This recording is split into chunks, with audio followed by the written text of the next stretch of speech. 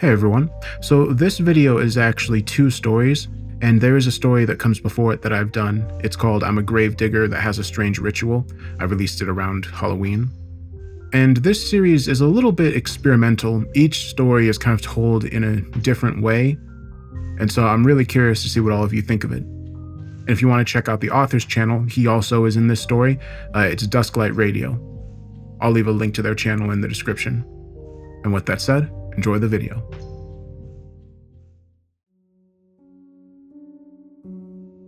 September 1st, 2020, 11:07 a.m. Patient Miss Lucinda G. would be reported missing by her family when she did not show up to work that morning. Due to Lucinda's predilection for mental breakdowns and bouts of mania, followed by psychosis, it was quickly determined she may have wandered off and could be a danger to herself. A search would be undertaken that evening, but yielded nothing. It would be several days before Lou, as she preferred to be called, would reappear, disoriented and malnourished in a field not far from where she was last seen. When questioned on where she had been, she said, "The stars took me away, and nobody could hear them dancing." She then fell into a deep sleep, and when she awoke, had no memory of where she'd been. Preliminary health checks showed deep scars on her lower back, cuts on her inner thighs, and hesitation marks on her wrists. But Lucinda denied making them herself. She frequently asked for her parents and spouse, neither of which could be located. Lou was transferred to a medical facility until discharge was approved and was ordered to be put under monitoring until her new therapy session could be completed. A new specialist at the Inner Sanctum Therapeutic Services had been assigned to Lou. The following transcripts are a documentation of Lou's last known communications and moments until the incident on September 29th.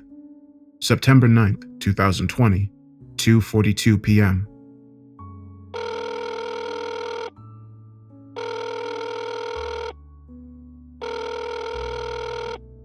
Hello, you have reached the office of the Inner Sanctum Therapeutic Services. Unfortunately, we are unable to receive your call at this moment. But please leave a message at the tone and one of our dedicated team members will return your call within 24 hours. Thank you for choosing the Inner Sanctum.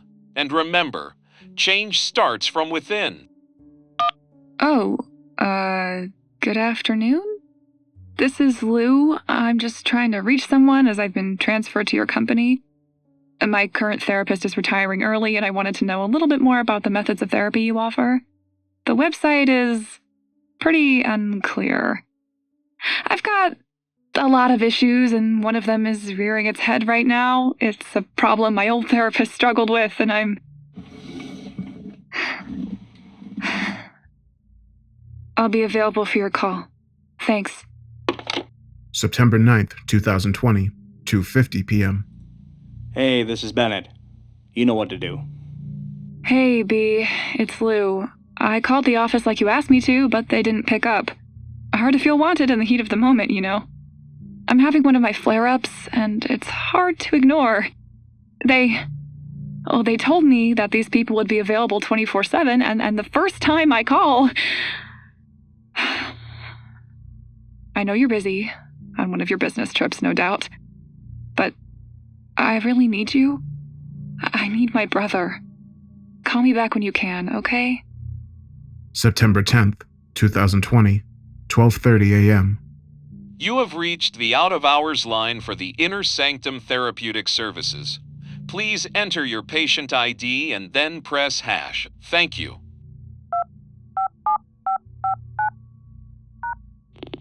We are checking your patient records. You are assigned to Dr. Rawlings. Transferring you through now. Please hold.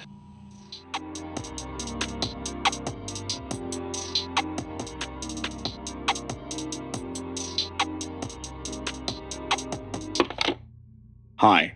You've reached the office of Dr. K. Rawlings. Unfortunately, I'm unable to take your call at the moment. Please leave your name, number, and the reason for your call, and I'll get back to you as soon as possible. If it's urgent, please hang up and call emergency services.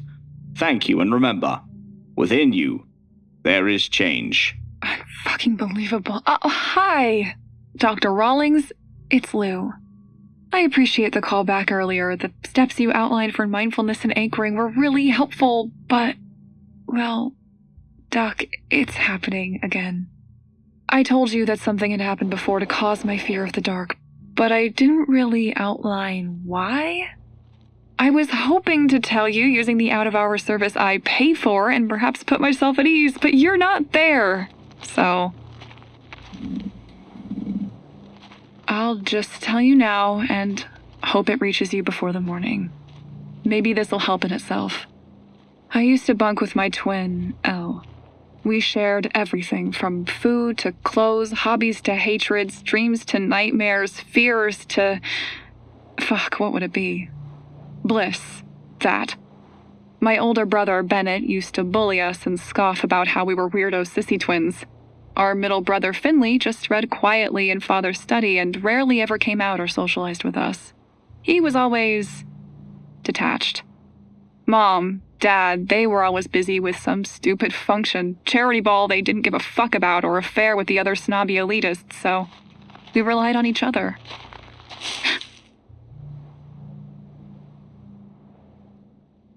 Sorry, I'm a little jumpy.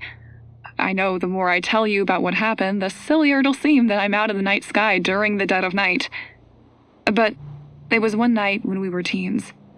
Our beds facing one another in the spacious bedroom whose window overlooked the Dondella below perfectly.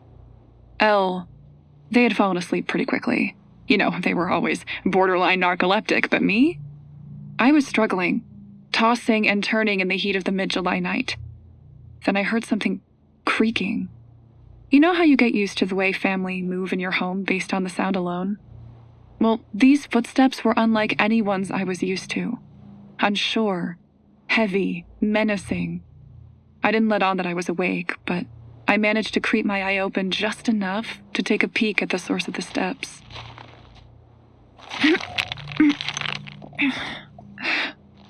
It was a creature. I know that everyone has dismissed me and insists that I saw nothing, but I'm telling you, it was there. A weird skull that stretched up and had a ring around it, like a halo. Coupled with hidden facial features save for bright gleaming eyes. I thought I was seeing an angel, Doctor. It cocked its head to the side and reached out for me before I began to feel sleepy again. I remember floating, the cold air on my back just like this, and the sight of a bright starry sky, with one in particular twinkling at me before getting so bright it blinded me. When I woke up, I was in my bed and everybody acted like nothing had happened. Well, almost everyone. The stars sure are bright tonight. I think it's time for another trip.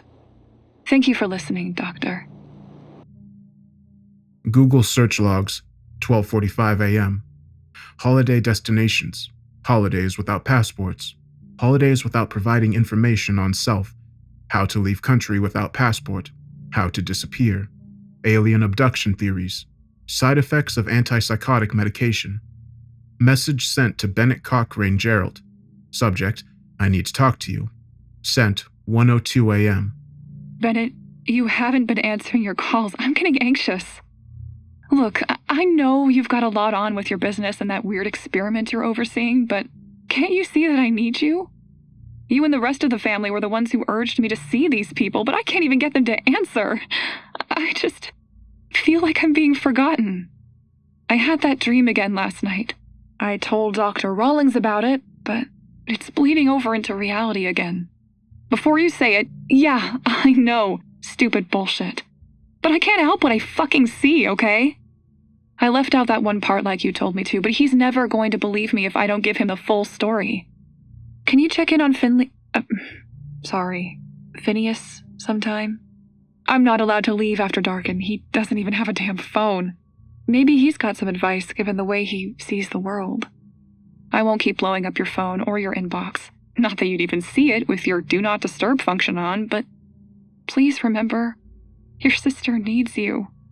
Love, Lou. Songs searched on phone. Gorillas, Every Planet We Reach Is Dead. Jose Gonzalez, Crosses. Maisie Starr, Into Dust. Radiohead, Lift. Dark Ambient Soundscapes, Volume 3. Cocteau Twins, See You Swallow Me. Giles Corey, No One Is Ever Going to Want Me. Sadness in the distant travels. Vessels. Yuki. September 28th, 2020, 10:48 p.m.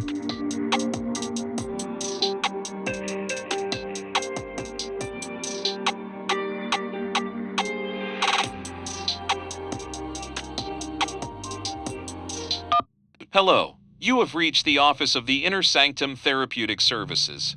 Unfortunately, we are unable to receive your call at this moment, but please leave a message at the tone, and one of our dedicated team members will return your call within 24 hours.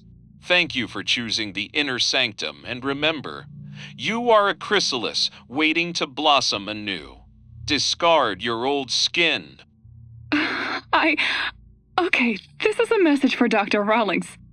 I don't understand why I couldn't reach him, his voicemail, or anyone at this fucking therapy service. I'm in crisis and I'm paying you to... Sorry. I'm sorry. I'm not in a good place right now and I just need to talk to someone. Please, could you call me back as soon as you can? I'm having auditory hallucinations and I can't currently leave my bathroom, which I know sounds silly because it's my bathroom and my home. I've lived there for most of my adult life. Why would it suddenly be different now? But you know how sometimes when you maybe go see a scary movie or someone tells you something unsettling while out, you get back to your house in the dead of night with all the lights off and your mind just runs through all the inevitable possibilities of what is behind your front door that now you're not 100% certain you locked? Okay, that's how I feel now. I feel that there's something in my bedroom and that if I leave here, it will get me. The stars seemed different tonight on my walk. They followed me home and I felt unsettled the moment I got through the door. Like something else was here, waiting in the walls or in the rafters. I know if I feel unsafe, I should call the police over you, but not only do I think this is exactly what Bennett and you have both said, Dr. Rawlings, a product of my imagination, but the weirdest thing keeps happening when I try to call the police. It just makes the busy tone. I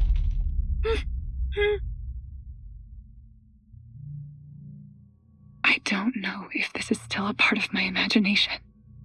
If you'll hear this when you listen back, or if my vengeful ex-wife has decided to come and put me out of my misery.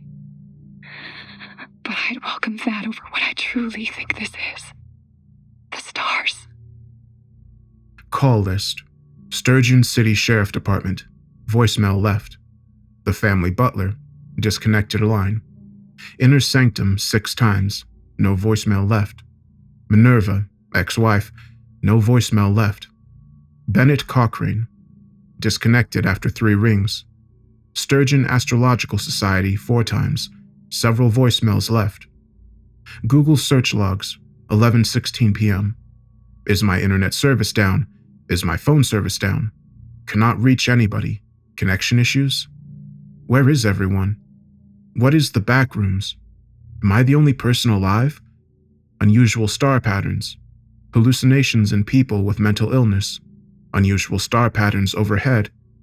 How fast do stars move in the sky? Abduction stories. Email drafted but not sent to Minerva Gerald. Subject: why?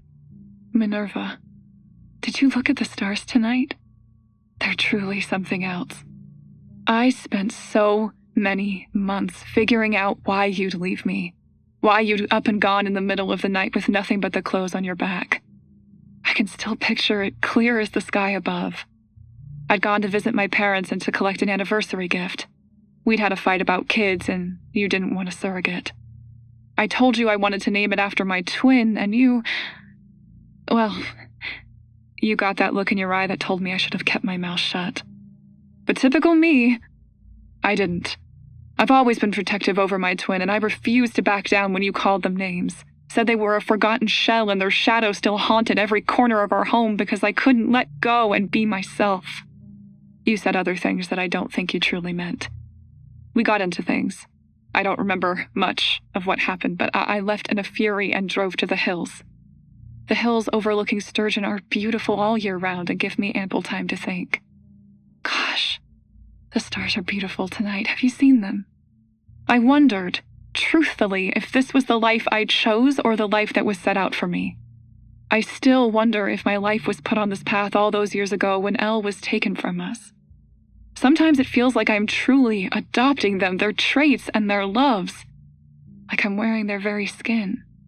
But the skin doesn't fit just right in some places. It's suffocating me and stopping me from growing, Minerva. I want to take the skin off, but I can't. I bought you a gift at the antique store in town. You always loved their curios and said it helped you feel the past wasn't just dust and faded memories.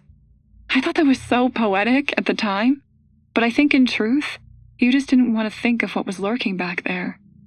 I remember walking to my car across that empty parking lot and feeling something overhead. You know that sensation when someone's stare is boring into your very soul and you can just feel it? It was like that, but coupled with cold water dropped down my back. An instant freeze in my body that snapped me to attention and turned me around to find the culprit. And I saw the stars. Minerva, I've told you about that night. I told you what I saw and what happened. You were always passive about it, never fully in or out. I don't know if that's because you didn't feel like it was your right to judge or you simply didn't care, but I always felt precarious about the subject around you. But I can't be now. As I looked up, I saw a pattern that I had never seen in the sky before. A complex, bizarre symbol that made my ears ring just looking for too long, twinkling in a rhythmic pattern before two of them broke off from the group. They grew in brightness until they felt like car headlights on full beam. Min, the stars were looking at me, literally, blinking in synchronicity and bearing down closer and closer. I took a step back and then began to run, the feeling of their burning light overhead as they followed me. I heard a sound. It was like the breaking of all the mirrors in the world, an all-encompassing smash that rattled my bones and made my blood boil. Then I woke up hours later with a taste of iron in my mouth and the feeling of itching in every facet of my skin, like I needed to peel it all off. I remember coming home and seeing clothes strewn everywhere, furniture dusty and rotting food like you let off a bomb in the house. I tried calling you, but you refused to pick up. You never did like phone calls. I never saw you again. To this day, I have no idea where you went. Maybe they took you. Maybe you simply wanted a clean cut from me. I wouldn't blame you. I tried talking to Phineas about you, but he dismissed it as problems of the living interfering with those of the departed. Bennett told me that I probably drove you away as I became more engrossed in my betterment. Said I was like a cicada crawling out of my shell and Minerva did not match me anymore. He always referred to you with such disgust, but I always thought that was just because you weren't tidy. I wish I could speak to you once more, but it seems you can't hear my words. When I try to reach out, it's like all I get is static. My therapist said unkind things about you, that I need to let go of you for my true self to re-emerge after a long dormancy. I don't know. I feel like in a world of strangers. You're the only familiar face I have left. Minerva, have you looked up at the stars? Love, Lou. September 28th, 2020, 11:47 p.m. Good afternoon. Thank you for calling the Inner Sanctum. Unfortunately, all our advisors are busy right now. We realize you are in distress, but please stay on the line and we'll get back to you as soon as possible. Remember, your skin is only temporary, and like a cicada, you can shed it to grow anew. Shed your skin. Young one, shed your skin. This is Rawlings. I'm not available right now, but leave your name, number, reason for your call, and the Inner Sanctum pledge. Then I'll get right back to you. You are being watched. Your actions are being judged. You cannot escape who you are. Trust the Inner Sanctum. We can fix you. I don't understand what is happening. Why is nobody answering? My brother, my friends, any business? What the fuck is going on?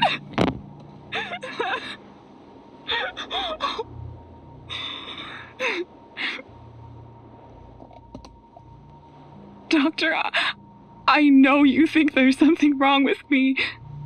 I know you think that my very identity is a construction of a broken mind, but I wish you could see what I see. I came out of my room when things quieted and found a shape sitting in my bedroom. It's just sat in the corner chair watching me. Not a single aspect of it viewable. Standing in my doorway for 15 minutes, observing me as I observe it. It hasn't moved. It doesn't make a sound. Am I hallucinating? Am I just crazy? Am I...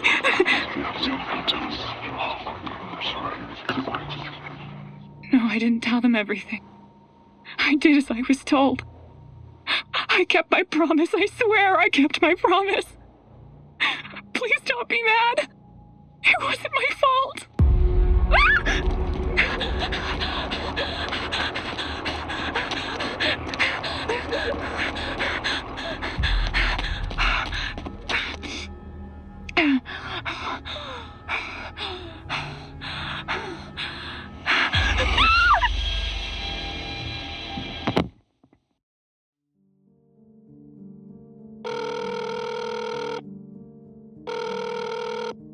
Hi there, you've reached Lou Gerhardt. I'm probably sleeping right now, but if you leave me a message, I'll get back to you. Lucinda, this is Dr. Rawlings. I've gotten your messages. All of them. I'm sorry it's taken me a bit of time to get back to you, but things have been busy on my end. Truth be told, I wouldn't be calling you back so late if it weren't for the concern your messages raised. Lucinda, we cannot change what happened to us. We can only move past it. In your case, your desperation to make up for losing your twin has only intensified these unwanted changes, and a desire to be something you're not. Judging by your other siblings, that seems to be a running theme. Now, I don't subscribe to the line of thinking that you can be whatever you want to be. Your identity is fixed from birth and not something you can change like a pair of underwear. Facts do not care about feelings, Lucinda. That dangerous rhetoric gets us to absolve ourselves of problematic pasts and gives us genderless bathrooms. We've been here before, Lucinda. Every time you experience a psychotic break and regress into yourself, we have to pull you back out. There were no aliens, no specters of the dark taking you and changing you. The night they first, whatever it was, appeared, they were observing which one of you to take. You and your twin shared a bunk bed, and they had no way of knowing who was where, given how similar you looked. So, they observed. They watched. Night after night, they would come back and watch. Your twin, Elle, knew something was wrong. They told your parents and insisted you'd understand too. While it was clear they had delusions when it came to their powers, they were not wrong about the abductor. But you and your brothers all insisted they were making it up. That is the guilt you bear. Twinless twin is something we're still understanding, Lucinda, but it's not unheard of for the twin left behind to undergo changes in the absence of their sibling. An alteration to their appearance, behavior, mental state, and even sexual or gender orientation to make up for the loss they experienced. Now, I have tried my best to explain to you that you are what you are, to accept those things we cannot change, but to grow from it, like a cicada. But you still live in a fantasy world where some otherworldly entities are taking you, where nobody is able to speak to you, and, most concerning of all, where you have an ex-wife.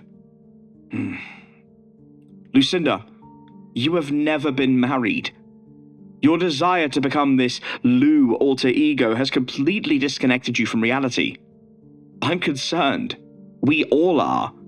Your family is worried sick, and we must try to tackle these psychotic breaks head on. Please, please call me back. I promise I will be here to answer your call and prove to you that you are not alone, that you can be saved and you will be fixed. The inner sanctum will help you blossom and split from your skin. Final call, September 29th, 2020, 3:38 a.m.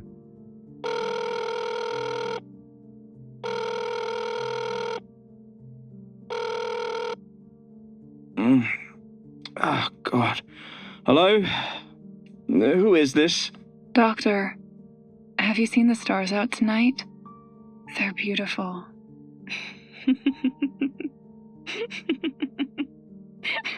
Lucinda?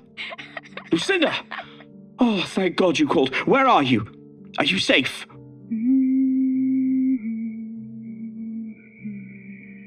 Lucinda, I cannot help you if you don't tell me what's going on.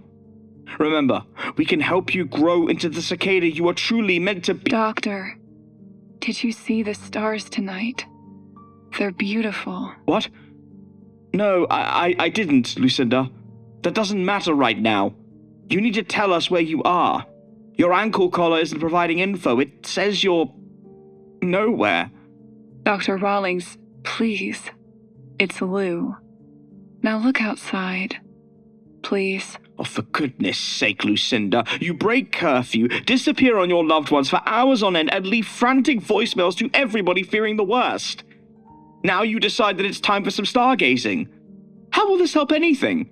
How will this show you've honed our teachings and truly changed? Kenneth, look outside. Now. Oh. All right. All right, Lou. I'm standing at the window and looking outside. Now what? Do you see the stars, Rawlings? Yes. Oh my God, what is that?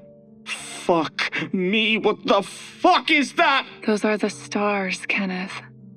What are they? I don't understand. How is this?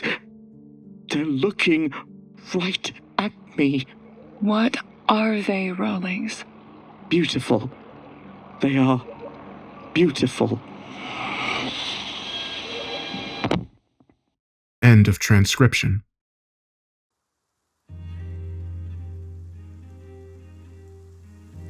It was a cold day in autumn, uncharacteristically so, in fact. You pull up your hood to bear the brunt of the chill and step up to the large marble steps towards the pair of oak doors with a single knocker, a hollowed-out deer skull wrapped within a silver horseshoe. You hesitate before grasping it in your hand, the cold silver steel making your skin burn as you rap the malformed skull emphatically against the door, still clutching your personal invitation in your hand. You don't recall where you got it, nor who wrote it. You just remember it being there, a fixture of your furnishings, enticing you into looking at it. Once you did, the personalized message and accompanied sketch drew you in, and even in trepidation, you knew you had to be here. The measured footsteps click across the floor before opening, and a gust of warm air, followed by a lilting piano, rush towards you. Standing before you is a tall, well-built, and handsome man in his early 30s. His raven black hair swept back into a neat bun. Something about his aura feels different, like the way the air dances on a hot day, the very visage of him swirling. An intoxicating sensation, to be sure, but one that carries a sense of unease. You brush this aside as you greet him meekly, any sense of bravado you may have in the outside world eclipsed by his demeanor. He smirks and shows you those kinds of teeth that are far too white to be natural, practically seeing your own inelegance within them, your clear inferiority in that moment. Someone who has it all figured out while you sift through the more of your own ineptitude. You are our honored guest for this evening, I see. Welcome to Sturgeon's most esteemed art gallery, highlighting the great artist La Serva. He gestures for you to enter. Transfixed by his dulcet tones, you silently obey as hypnotic feet take one step in front of the other, and you cross the threshold into the grand manor house, sporting the illusory artist's entire compendium. Inside, you are startled by the sheer magnificence of it all. A grand circular foyer with 2 spiral staircases at either side. Walking up to them leads to a mezzanine that displays a balcony overlooking a strange marble carving in the center. Its depiction eludes you. Perhaps this is one of those abstract art pieces you're not supposed to get. Or more likely, you're never going to get it regardless. A mouse staring wide-eyed at the magnificence of a spire made by deft hands. Before you can finish the thought, hands grasping at frayed sleeves, the sharply dressed man saunters ahead and stands in the archway, hands clasped together in front of him as he takes a short bow. My name is B.C. Gerhardt, and I am the curator. You may simply call me B. We are about to embark on a tour of their grandest works, their dreams to nightmares, their fears to blisses. He smirks as if recalling a fond memory before continuing. I ask that you keep an open mind, you follow my lead, and above all else, you do not look away. The affable body language shifts momentarily, and you sense an air of authority and power exude from him as he leans towards you, holding out a finger to his temple. You will remember everything that happened here, my friend. With that declaration, he turns on his heels and bounds through the archway and to a misaligned door in the corner of the balcony. The door is ramshackled, decrepit, and chipping away. As you inspect it, you determine that this door would more appropriately be affixed to a condemned home in a run-down area, not inside a fine establishment such as this. B stands by its side, hands gesturing to the features as he begins speaking once more. This is where our story begins. Some say it was a cold Thursday in the winter where the very edges of the door were fastened shut by the chill outside, as if wishing to encase our esteemed artist in nature's very cocoon once they emerged from the one made of flesh. Others postulate it was during the rainy season. The insects gathered at the front porch, waiting for the artist's already desired blood. Regardless, the nameless artist came into this world with fists balled, eyes shut, and nary a scream leaving their body.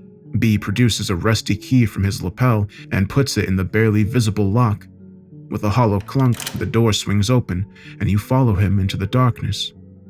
You fumble around as you feel dirt and slurry cake your feet as you step through the door, trusting your feet to take you forward, but the feeling of uncertainty is mounting within you with every single step. You hear B's footsteps further down the hall and surmise this must be a bigger room than you thought outside. After a few moments, the sound of a light being clicked echoes through the room, and you see B standing underneath a single light bulb, grinning. Born into the filth and muck of commonality and poverty, our nameless artist had to struggle to survive. There were no mirrors in the home, and their mother refused to tell them what they looked like, other than that they were beautiful. Encouraging words, of course, but very little was left to their understanding. This is where the earliest signs of artistic genius began to bleed through. Once they were able to start drawing, they never stopped. By the age of 12, they began their journey to becoming La Serva, and started where most artists' road begins: Impressionism. With that, B began lighting oil lamps around the box-like room and stood to the right wall by a large painting with a cloth hanging over it. But like all great artists, they had their own spin on it. You see, from birth, La Serva had been beset upon by calamitous night terrors. Specters of unspeakable grotesqueness and horror would come from their mind and wreak havoc on their sanity, but bless their imagination in the process.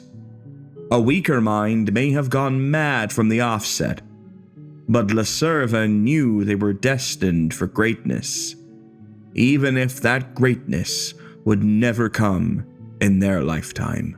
Your hands tremble with anticipation, as if seeing a new animal for the first time, Fingers dig into the sides of your palm, and you feel a bead of sweat trickle down your forehead. A nervous bounce in your right foot, and a feeling of itching across your scalp that you're desperately resisting the urge to scratch. Perhaps the humid air is affecting you. Or it could be the glint in B's eyes that suggests he has something more in mind to showcase. That knowing grin when a bully is setting you up for a fall, excited to showcase your failings for all to see. You know it because you've seen it before. Perhaps you were the victim, the bully, or the bystander, but you know it. It is a look of malice. This, dear patron, is the first glimpse into the beautiful madness of the Nameless One. I present to you Destitution. B pulls the velvet away, and you almost fall over in the presence of its splendor. It is the house belonging to the broken door you walked into, propped up on stalks made from bones. The very structure of the bestial-like building seemed imposing, leering towards the reader from the very painting. Every window a yellowed eye staring down at you, the porch a scattered sea of splintered wood sharpened into teeth. Above, a black sun radiating an ugly shade of puce that the house was basking in. Its very presence set every hair on your body to attention. If B noticed your fear, he actively ignored it and looked upon it like a proud parent. This magnificence to us is known now as anti-impressionism. LeServe sought to personify the maleficence within their own mind and project that distortion onto any and all spectators. I must admit, those would have been far and few given the family's secretive nature and eventual isolation of LeServe once their mother died. You see, B gestures to the room itself, and as the light brings clarity, you see wallpaper and old furniture adorning the unchecked corners. This was taken straight from the Service home upon their demise. Your mind swells at the thought of someone's entire childhood home being stripped away and nailed down in an unfamiliar location, preserved for all to see. Is it a prideful moment or one of shame? You don't know, but you feel that overwhelming sense of inadequacy grow. It starts in your toes and rises up your body as your internal monologue confirms your suspicions. You will never achieve this level of public intrigue. Your works and your accomplishments will be forgotten to time. All that will remain of you is a memory, and in time, that too will be forgotten. You push these thoughts from your mind as B stands beside you, peering at something imperceptible to you. No surprise that the curator would find more insights than you, but intriguing nonetheless. Do you see it, patron? The mark of LeServe? He asks you in an inquisitive manner, sincerity in his voice. He points towards the window, a powerful digit with well-manicured and painted nails shaking at its target. You follow its trajectory until you gaze through the farthest back window in the painting, a dismal, pitiful thing that almost seemed to be an afterthought for LeServe upon painting it. The windows were slathered with a grease-like stain, running down the pane and almost completely masking whatever lay behind it, but not enough to hide the thin figure descending from the ceiling with its feet never touching the ground. A body hanging from the rafters. I heard its voice call out to me at the tender age of 3. It whooped and hollered so frightfully, "Child, you'll bring a soul to me." B recanted the poem with enthusiasm as he turned on his heel and walked to the other wall where another velvet cover hung over a painting. LeServe's father was an unremarkable individual who drank and beat his wife. Not uncommon in those days, I'm sorry to say. He was terrified of his child and spent all waking hours avoiding them like they were diseased, claiming they had something off about them and eschewing responsibility to LeServe's already worn-out mother.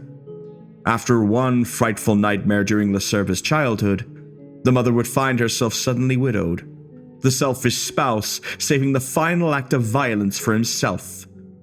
Noose around his neck, belly full of booze, and a note, all that remains, cryptic in its intent. The ills within this house will consume us all eventually, it said. It was Lacerva themselves who discovered the body. The mother stumbling upon them, staring up at the still warm corpse and drawing fervently. Macabre? Yes, but it is always said that genius strikes at the most inopportune times. With that, B pulled back the second curtain, and a most macabre image bore its way into the deepest recesses of the mind. A bloated body, shaped like a rotted tree, swinging from the very rafters located in Lacerva's home. The top of the painting is obscured mostly in darkness, save for the wiry hair split into branches and the wide, bulbous eyes sticking out as if threatening to leap from their sockets, or apples falling when ripened. The noose wrapped so tightly around the neck it threatened to decapitate him. Painted in the guise of a serpent constricting its victim as it continued to grip ever tighter. The tongue yellowed and dripping sap from its very tip.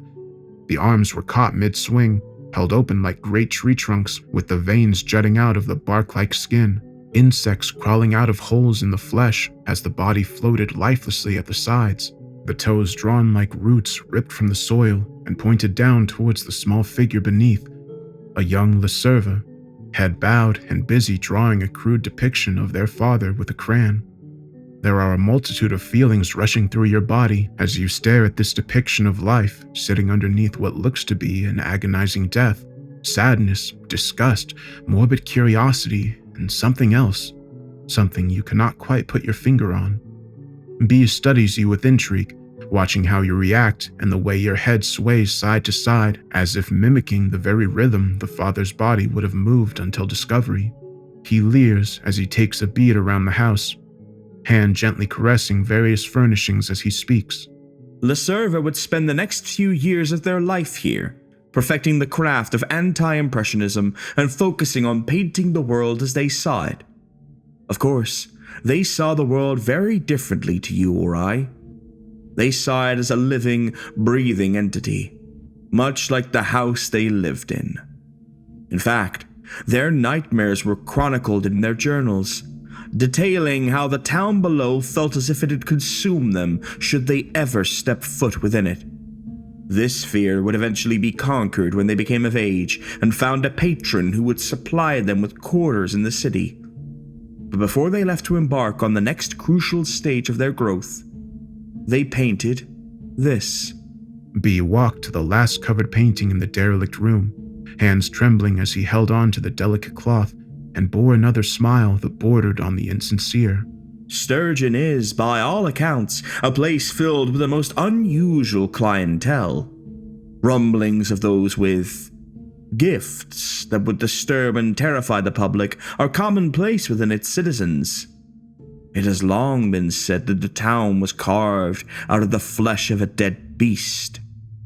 Perhaps the beast isn't dead, but is instead waiting for the right time to strike. Your eyes sting, and you realize you haven't blinked in quite some time. The air feels thick, and your scalp bubbles and itches. You fight the urge to scratch or to blink as B pulls the cloth away, and you feel time around you begin to dilate. Was this how a deer felt within the headlights of a juggernaut? Distance incorrectly judged, beacons speeding towards them before the sensation of broken bones and silence. Unlike the other paintings, this one has no border, and is instead plastered onto the very walls. A stench hits your nostrils that makes you gag, but you fight the urge to vomit as your eyes take in every inch of this beautiful monstrosity.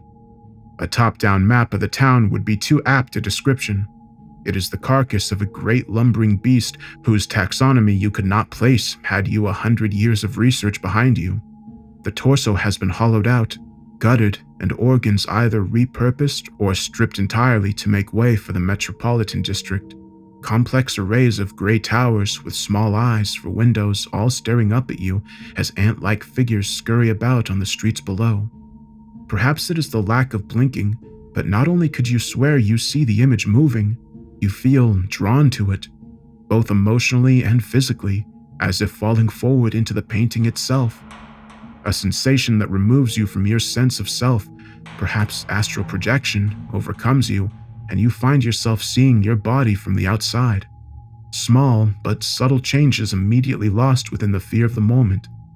You brace your feet for the impact that never comes, finally shutting your eyes out of instinct. But no impact comes. When you look upon the carcass once more, you notice B is pointing at a particular spot in the corner, a look of pride casting his face in an ugly light. The scholars say this town, shrouded in secrecy and scorn, has not been locatable to the outside world for centuries, glimpsed only through folklore tales and that of those with sight beyond sight. Unless you were born here or stumbled here through unusual means, you could never come across such a place. A town carved out of the flesh of an ancient beast feasting on its very life force. A town like Sturgeon. Lacerva titled this, A Body Within a Body, on Desiccating Flesh. Aptly named, is it not? College classes on art history, or even in furtive conversations with friends, you'd find the mere notion of an art piece declared to be on flesh a farce or something to mock. You know immediately that this is not the case here. You break your gaze as he places a hand on your shoulder. You feel the force of his palm dig into your shoulder and send goosebumps across your skin. Maybe someone once placed their hands on you when you weren't ready, hadn't wanted them to, or simply done so with malicious intent, but that sensation of invasion is one universally recognized by humanity. You instinctually turn to meet his overbearing gaze, dilated pupils studying you as his nostrils flare. This would mark a turning point in Lacerva's life. They began dreaming of Sturgeon every night from the moment they began painting this canvas until long into their adulthood. Each time, it would show them the contours of its flesh, the complexities of its insides, and the lives of its individual inhabitants going about their business. Lacerva became those people, staring into them and absorbing part of them for their art, changing their identity in the process and irrevocably altering their artistic perspective. B paused and sighed, still keeping his hand on the shoulder as the other was firmly placed on its opposite, guiding you slowly towards the painting as he continued speaking. It was at this time Lacerva saw something in Sturgeon. Perhaps you see it too. Maybe that is why you were called here, to witness the beauty of their work and fully understand it. Many patrons have tried, but... The nails dig into your flesh and you worry they'll break the skin, but B relents and guides you towards the door, controlling your every step. To truly understand the boon period of Lacerva's artistic timeline, you must experience it as they did. You must answer the question their art poses during this period. The closer you get to the peach-colored door, the more aware you are of the intense heat coming from it. But there is something else, something far more sinister as your eyes focus and B's guidance becomes more pronounced. The peach door is breathing, hinges straining as the center mass of its archway struggles to contain the pulsating, hairy mass. Perhaps those weren't hinges, you thought, but the tired lungs of one of Lacerva's artworks. You shudder at the thought and banish it from your mind, hoping it doesn't resurface the same way other ugly thoughts do. Violent ends for you and those who hurt you. Idolations of disappearing into thin air without a trace and becoming something you're not sure you are. But all these thoughts have air within them, a life of their own, so they must resurface to the top of the ocean of your mind. You barely have time to register B stroking the side of the peach door with gentle precision, tracing leather-bound fingers down a particular patch of flesh and almost shuddering with delight as it vibrated to his touch. You are transfixed as the door slowly gives way to a circular room with a searchlight in the center that is routinely moving and fixated on different displays of artwork. Grandpa told you once about the idea of a panopticon, a prison with minimal guards that could theoretically keep watch of countless prisoners through fear of surveillance. But the wave of nostalgic memories is immediately replaced by the sickening reminder entering your brain as you step through the door. I know what it feels like to be watched constantly, to feel eyes boring into your skull at all hours, scrutinizing you, waiting for you to slip up so they can pounce on you. B whispers a question to you as the light begins to fade around the room and you are pushed to your knees in front of this grand monument to servitude, situated in the center of the oval-shaped room. Your skin bristles as his words seep their way into your skull, but you ignore it for the moment, as your eyes follow the sickly puce light as it directs your gaze to the northeastern wall where a painting sits. B's voice carries on the wind, but his form eludes you as he begins explaining the work.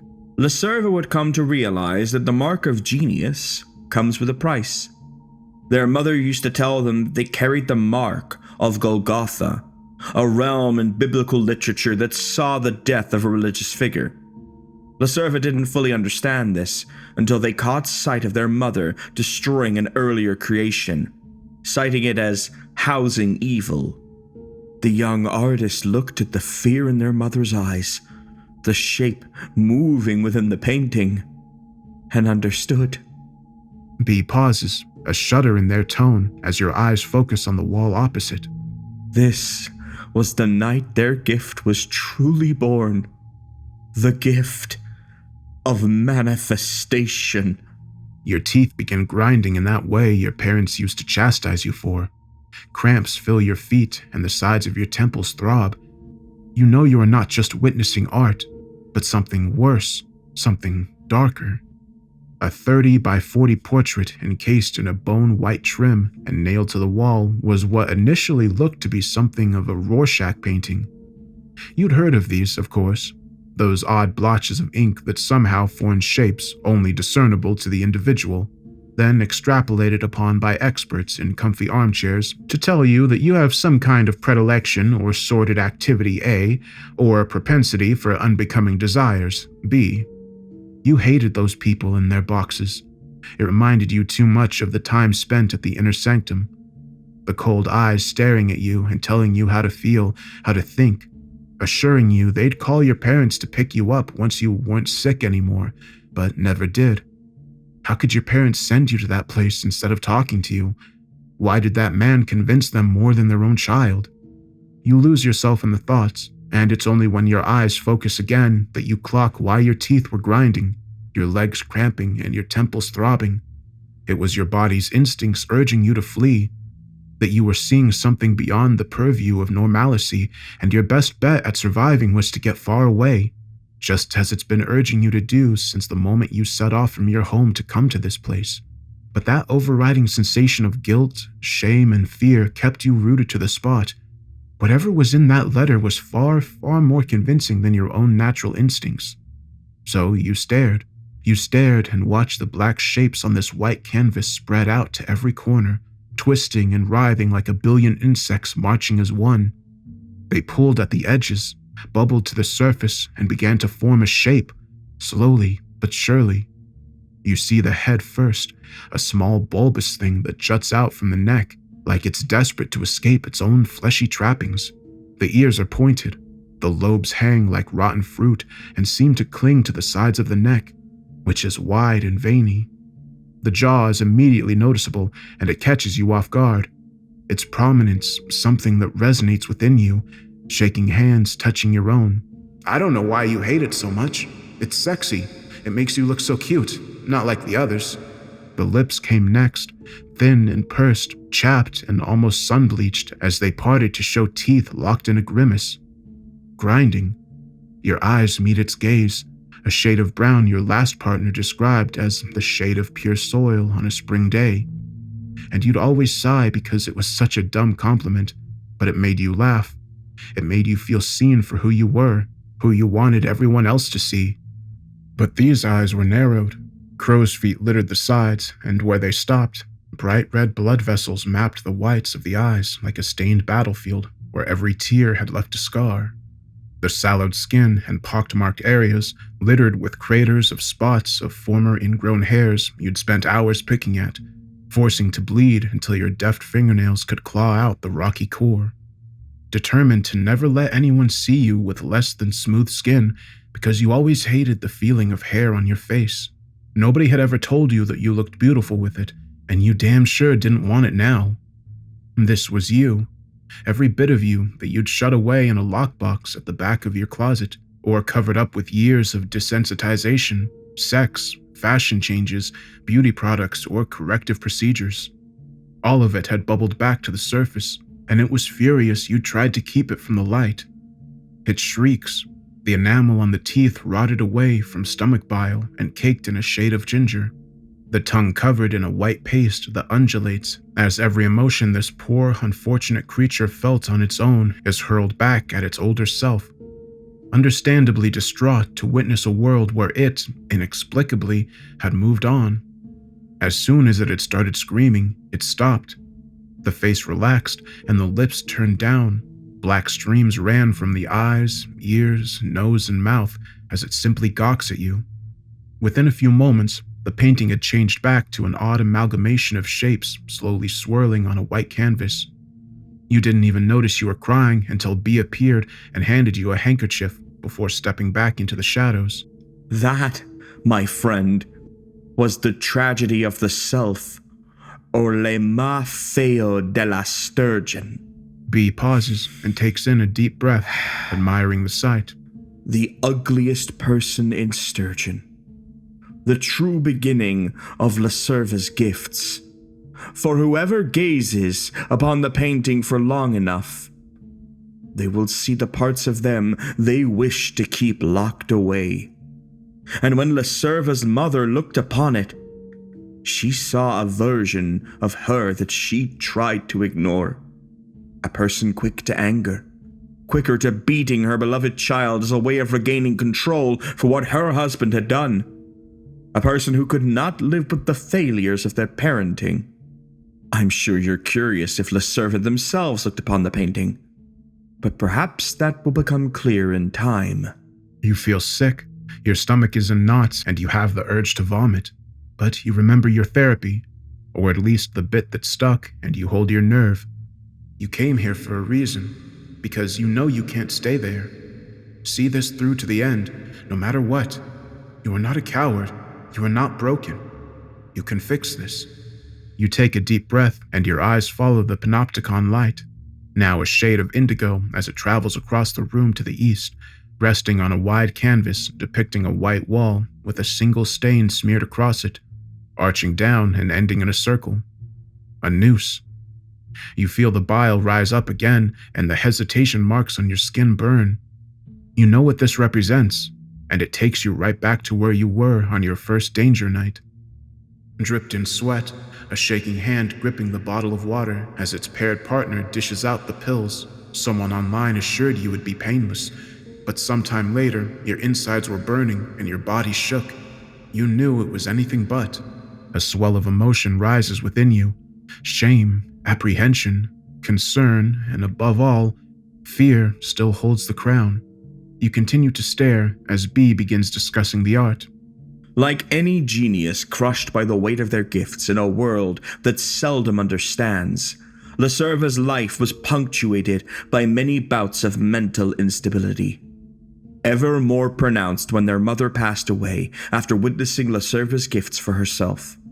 She locked herself away in the abattoir and refused to come out, declaring she no longer lived with her child, but instead the monster that will devour her essence. Ironic, unfortunate as it is, that she starved to death in the end. The next two paintings were done in a state of mania, the first using only Lacerva's bare hands, blood, and of course, their innate gift. Step forward and keep watching, young cicada. Something about that painting's title sent shockwaves in your mind that jerked your body, but you held fast to the command and walked a few paces toward the display, eyes focused. Sure enough, something began to form around the noose. Shades of brown, green, and gray piled up like great spires. Dirty plates, moldy food, and a living situation in utter filth surrounded the center noose and spread like a tidal wave of fetid and grotesque waste. It escaped from its imaginary boundary within the panopticon's indigo light and ran amok across the whole eastern wall, as it depicted large insects tearing each other apart for supremacy of filthy kitchen countertops, maggots proliferating in the rotting corpse of Lacerva's mother, clothes caked in dust strewn across the wooden floors and discarded next to unfinished bottles of booze. Once it had finished spreading and the rotting canvas was complete, you step back and take in the scope of it all as B continues. Yes, a sorry sight to behold. But Lacerva's self-neglect began to take its toll in the aftermath of their loss.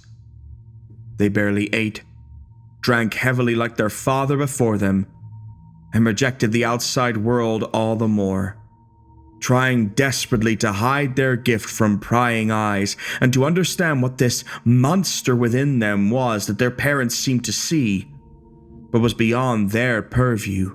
Taking a look around, you see the source of pain and frustration littering this wall of neglect, rippled paintings. In every room, every corner of this decaying home were destroyed projects, ideas that would never be released and had been thrown away in bouts of frustration, artist block, and self-hatred. You look back to the center of the noose and notice it has diminished in size, moving to the one clean spot in the house, the drawing room. In fact, the longer you look, the more you think the wall itself is shrinking, as every facet of filth is shrinking into the center canvas once more, making you feel as if the walls will close in at any moment. That claustrophobic, crushing fear is enough to make your breaths labored and panicked, but you still keep your eyes fixated on the center, even as your heartbeat is thumping in your neck.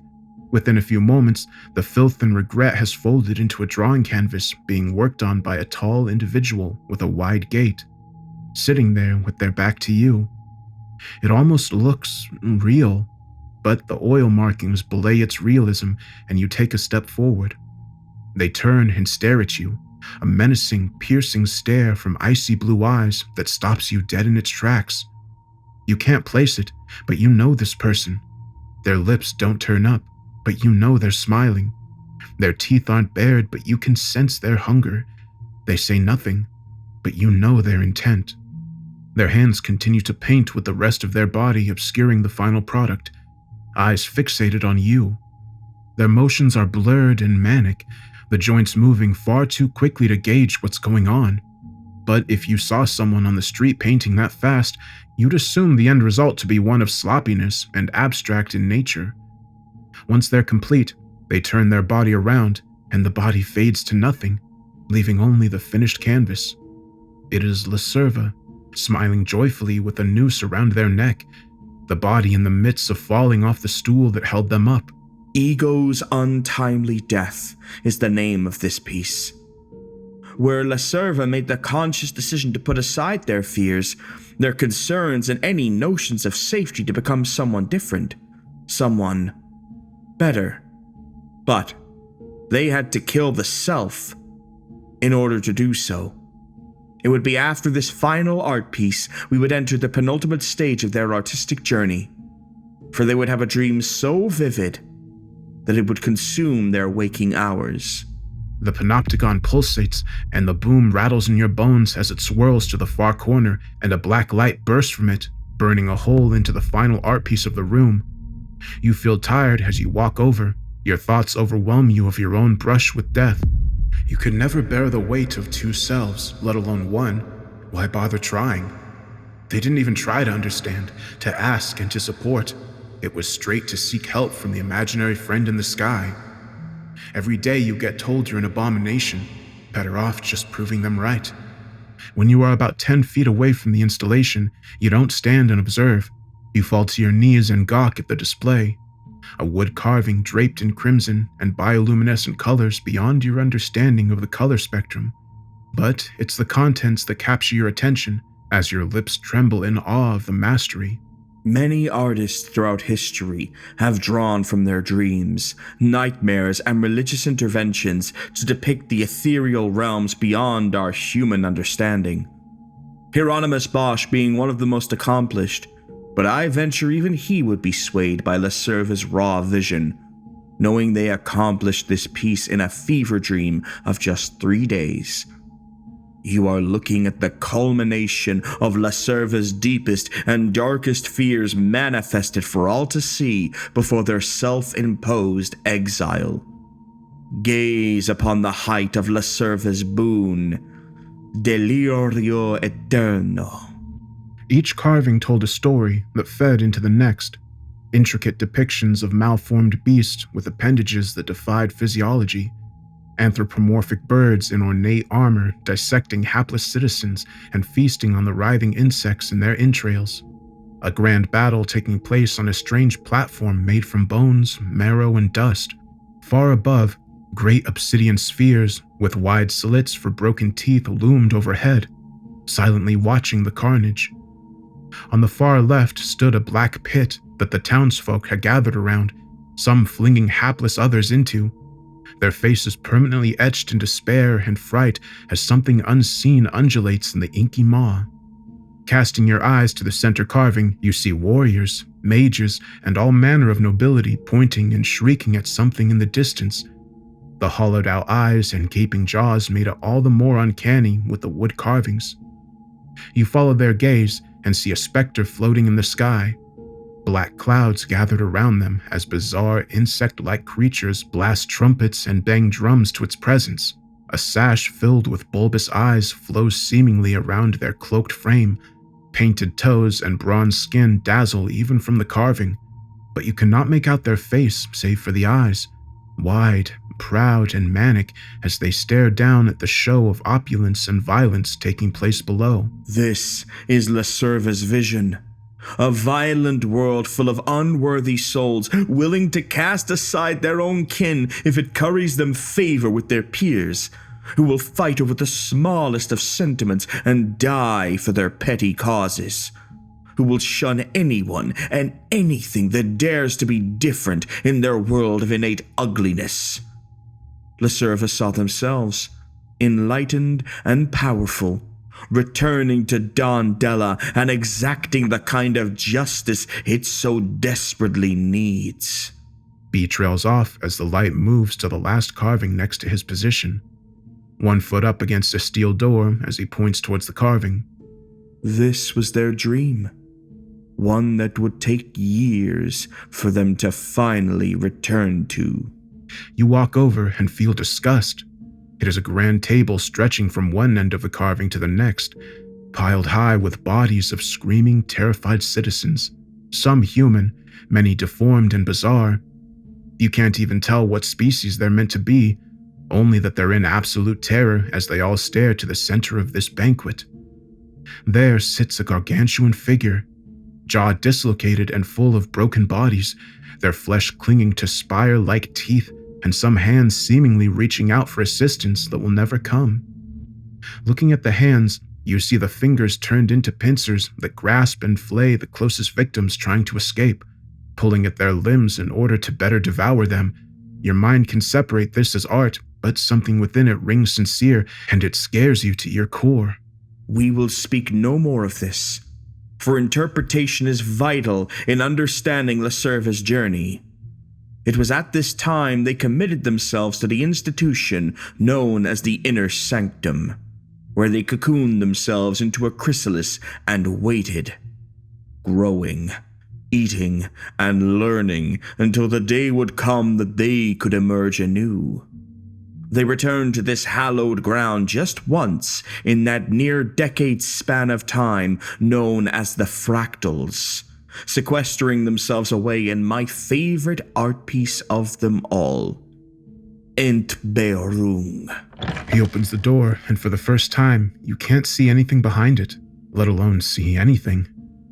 It is darkness for an imperceptible distance, and not even sound seems to emanate from within. B offers a hand to guide you in, and you acquiesce against your better judgment, knowing you've already come this far.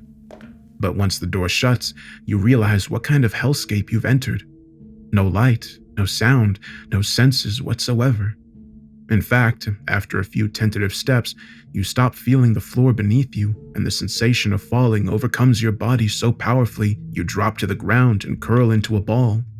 This Vanta Black space is designed to be representative of Lacerva's own mental state during this transitional period. On one hand, there was little inspiration, and their thoughts were clouded by darkness that snuffed out all sense of the former self, burying it away as best they could.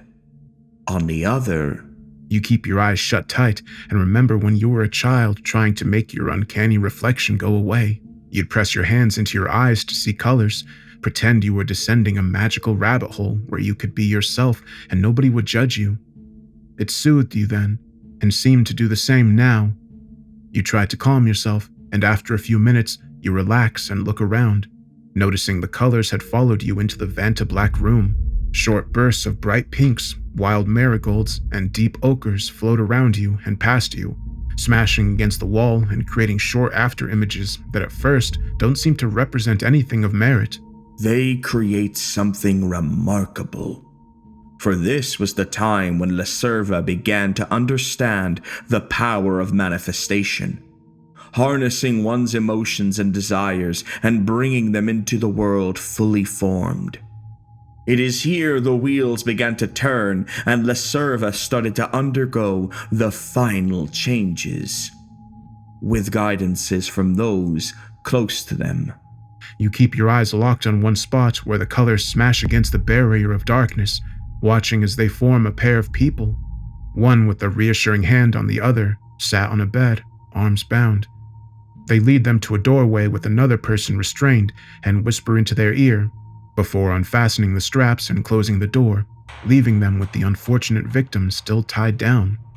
You look beneath your feet. A brilliant shade of yellow swirls around you and forms a pit not dissimilar to the one in the carvings. It towers around you, and you feel the sensation of sinking as you get closer to its center mass. Something begins to poke its head out. Instinct takes over, and you leap for the direction of B's voice. For anything that will save you. You remember how weak this body is, how useless it's been to you all this time, and that your parents were right to call the specialists. That fixing you was always what would happen. You feel yourself succumbing to the inevitable when a flash of light blinds you and B opens a door some 10 feet away that you leap towards. Clutching your chest, and with blurred vision, B helps you to your feet and leads you on unsteady legs towards another room on another side of the house. You don't know the route, and you see flashes of red velvet, grand marble, and something crawling along the walls. But you're so relieved to be out of that room and still struggling to keep your breathing in check that you barely register it.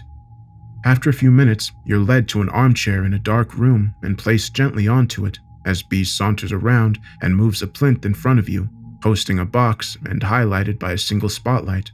It is here the work of divinity began. It is here the antlion was born. And it is here the tour reaches its end. For this is the final stage.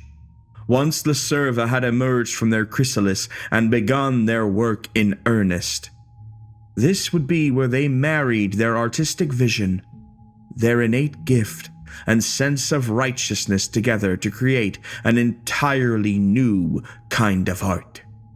In doing so, they would cast aside their old title in favor of a new one.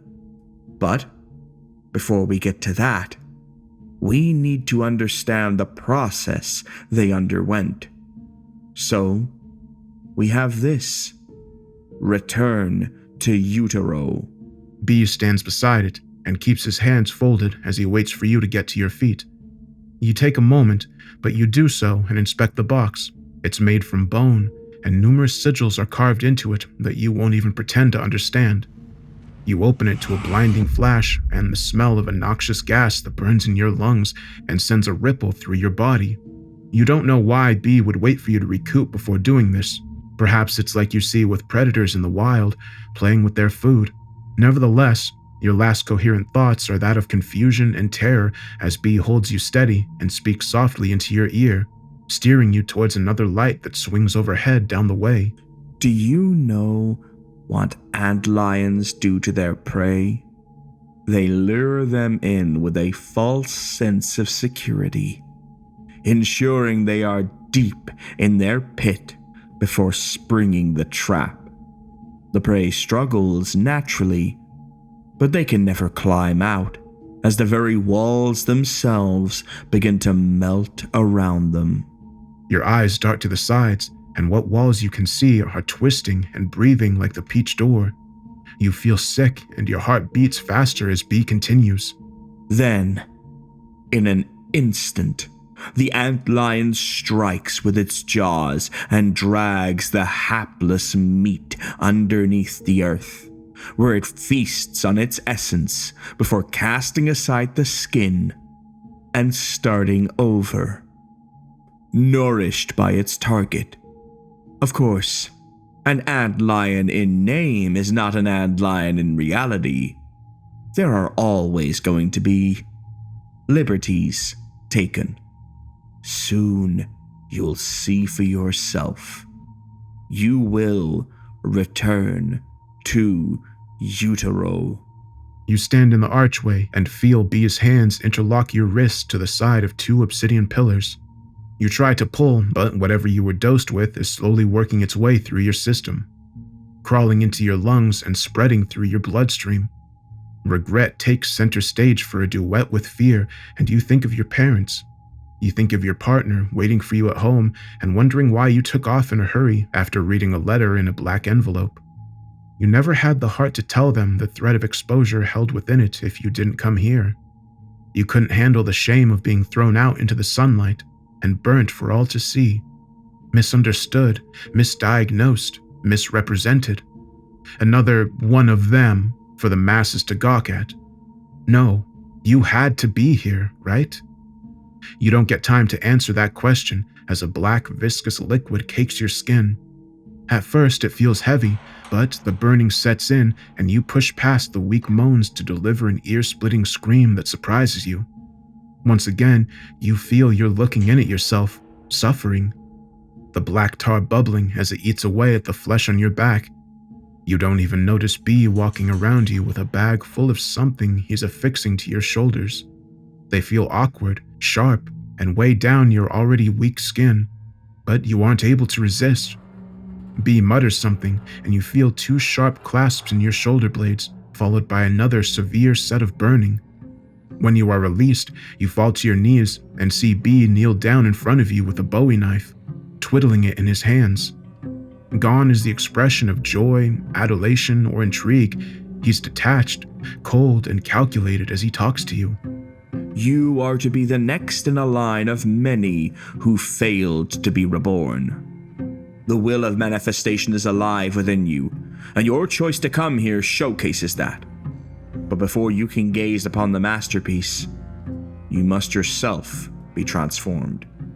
You must be the fallen angel Lacerva would eventually become. Gale. So? He grips the knife with a firm hand, his lip turning down in a grimace as he looks behind you and pulls at something your body struggles to recognize as your own, turning you towards a wall where a large mirror hangs.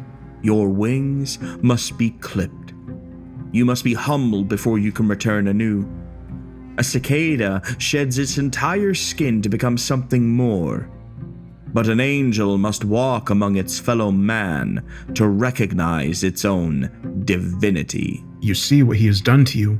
Tarred and feathered, yes, but something more has taken a hold of you. You see yourself in the way you want to be seen. Your skin smooth and luminous, lips bright and plump, eyes alight with the joy of life, and your very smile lighting up your soul. This is how you feel when nobody else but your lover is looking, the you that you want to see. But then your eyes travel up and you see the black tar crawling down your shoulders, burning your chest and your back. You see the black feathered wings twitching and convulsing from your back, unfamiliar with their new master, and almost flapping to get away like a fledgling learning to fly. And then you see the knife cut into one near the root. You feel a pain so intense your vision blurs, and it's as if a limb is being separated.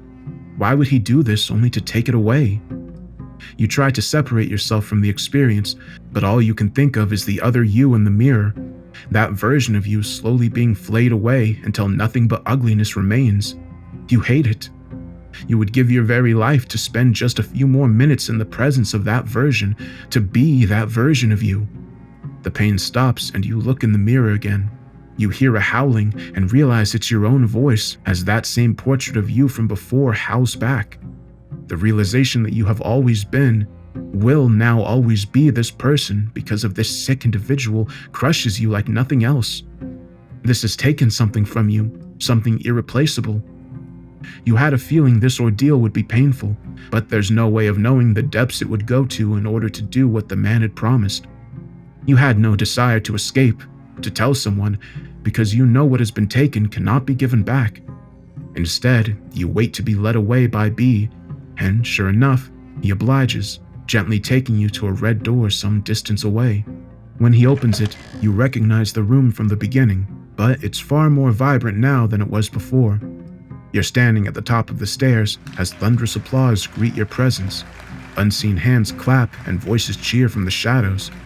B leading you by the hand as you gingerly take step by tentative step down the red velvet stairs and into the spacious mezzanine. The pain is overwhelming, and you fear you'll pass out at any moment, but fear and regret now battle with another player on center stage, grim acceptance. You no longer care what happens and continue moving as directed until finally, mercifully, you are let go and fall to a heap on the floor, sat looking up at B as he walks to the large monument hidden under a veil by the stars. He looks almost forlorn as he speaks to the unseen crowd. Thank you all for coming. The tour of La Serva's life is now complete. We have seen the birth, struggles, life, and death of Dondella's greatest artist, becoming Gale, the Adline of Sturgeon. Now we gaze upon their final art piece, their magnum opus. He looks to you as deft hands grip the sides of the delicate velvet. This is your destiny. Should Gale look upon you and determine you cannot be saved. For they named it after the very site where a martyr was crucified for doing what needed to be done. This is where all unsavable in this world go, to meet salvation in the next. He pulls off the veil and your body goes numb. Fear, regret, acceptance, and everything else dissipates from you, and they leave the stage of your mind. Even your pain ceases to elicit a reaction as your mind struggles to comprehend the thing in front of you. The product of manifestation. The monument to salvation. The Wound of Golgotha. A gargantuan statue towering over you, and covered in a gray and bronze sheen looms overhead. In the very same moment, it shares an air of absolute genius with abject horror. The body is posed with its left arm covering its chest as if wounded, the right reaching out to you. Around it is a pair of sashes littered with burning eyes fixated on you, its head seemingly hidden behind one of the sashes and cowering its bulbous head. It takes you a moment, but you see the various areas of the arms, torso, and legs where bite marks seem to form. Large swatches of marble are missing, and muscle can be seen underneath. The intricacy of the art is astounding, you think, as you process what you see. Then you spy the various blisters. Some look red beneath the veneer of bronze and gray. Did that eye just move? What about that one? You feel the urge to move forward, despite the pain you know is still there, as if you're being called by this macabre piece. You do it without thinking and shakily climb to your feet, stumbling forward and trying to get a better look at the head. You don't know why, but you feel like you have to know. Your mind briefly thinks of the life you once led before you met that man in the therapy office, the one who was fixated on your name and why you'd insist on changing it, why you wore your hair in that way, and if he could learn more about you. You try to focus on the could-have-beens and the maybes, but it melts away the closer you get. It's only when you're just over an arm's reach away that you notice B is no longer in the room. The applause and cheers have faded, and the beautiful colors of this mezzanine have drained. In fact, it looks almost dilapidated now, rot seeping through the banisters above and an ill wind rattling around outside. You hear a small squelch and spy a blister has just burst on this statue, a soft moaning noise accompanying it. But statues cannot moan, you think. As your eyes travel up the sash and stare at the eye in front of you, it's weeping. They all are, shaking and sobbing as they seem to silently plead with you. You recall all the reports of a cannibal killer operating in Dondella Sturgeon. two whiter-than-white presenters with perfect teeth and uncanny accents talking nonchalantly about a homegrown monstrosity. Offhandedly mentioning his targets seem to be missing, vulnerable. Someone calls in to make offhanded comments about the community, but you've long since purged that from your mind when the next tidbit of information was brought up with a suppressed dry heave from the co-anchor. You can still remember her relatable voice breaking through the layers of media-friendly cadences. There are even unconfirmed reports that this killer takes pieces of his victims and eats them. How would they know that he eats them, Sandra? The teeth marks. You don't remember how only some of the bodies were found, but now you come face to face with this mass. You think you know what happened to them. Your last conscious thoughts are that of what lurks behind the sashes, what passes for a head on this monument to destruction. You realize that it is no statue, that whatever manifestation Lacerva has, it holds within it a hellscape you cannot even fathom. As the last vestiges of your sanity ebb away, you hear three words echo around your skull before that same pronounced silence you felt in the Vantablack room eclipses your world forever. Be not afraid. Alright everyone, so I'm really curious to see what you thought of those stories. The first one had some really interesting sound design. There were a lot of things that happened that were only represented through sound instead of me saying what's happening, and I hope the message came across pretty clear with some of the events. One thing I really like about TJ's writing is it's kind of, I don't want to say abstract, but just like poetic in a way. I'm really curious to see where this series goes. It's a book that he's going to be releasing soon, and when he does, I'll be sure to share it. But yeah, I'm really curious to see what all of you think of the story, and I hope you have a great day.